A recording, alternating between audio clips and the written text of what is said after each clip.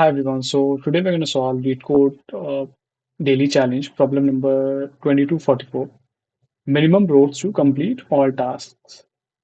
So the problem statement is here given a zero index integer array where task of I represents the difficulty level and you can complete either two or three tasks of the same difficulty level at a time.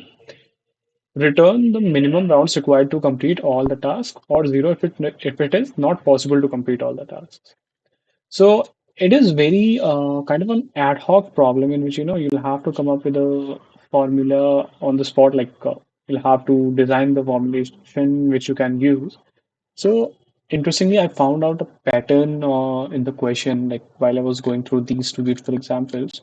So the pattern is the uh, the result, like the return will be -1 only when we'll have a single occurrence of any difficulty level. Otherwise, it's always gonna be the seal of number, like the number of occurrences divided by 3.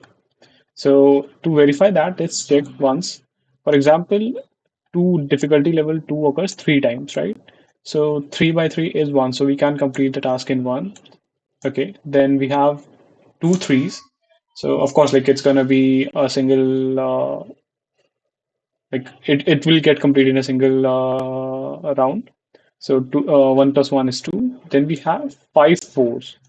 So you can now check if you'll do the division by 3, you're gonna get what like it's 5. So 1 point something, right?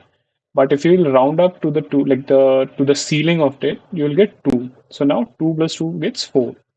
And this was the result. Similarly, down here, like we just had a single occurrence of one difficulty level.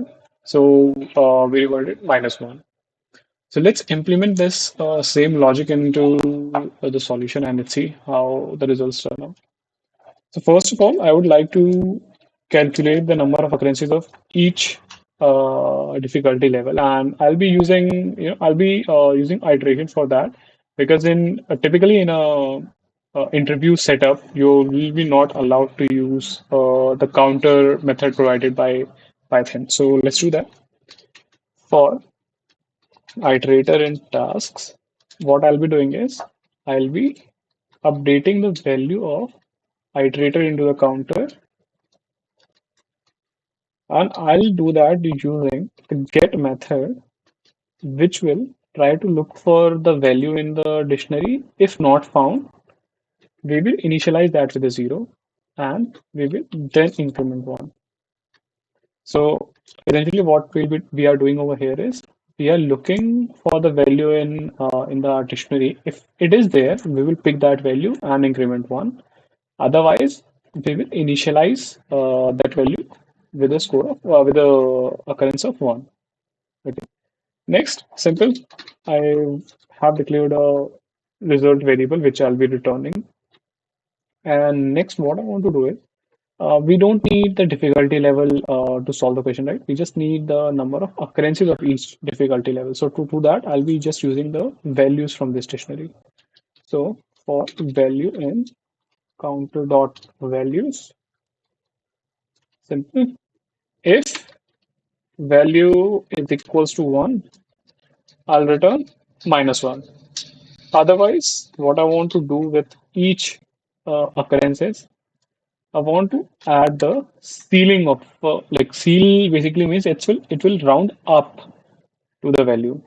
And there is a simple function called math.seal which you can use to do this. But in a typical interview setup, you can be asked to not use the same and to use a proper arithmetic function for that. So we can do that by using -1 into. So basically, I'm just how to say like I'm just reciprocating the floor division.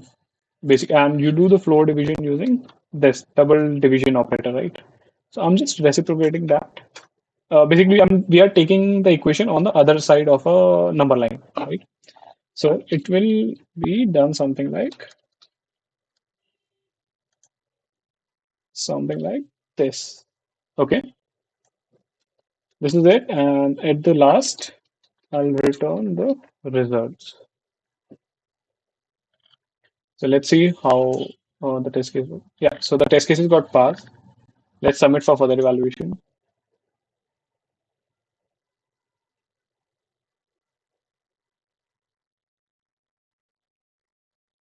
Yeah, so the solution got accepted. Like we didn't perform that well. It just we were just able to outperform 8% of the solution, but the overall division is very what do you say, like uniformly on the same line. So yeah, I think that's fine.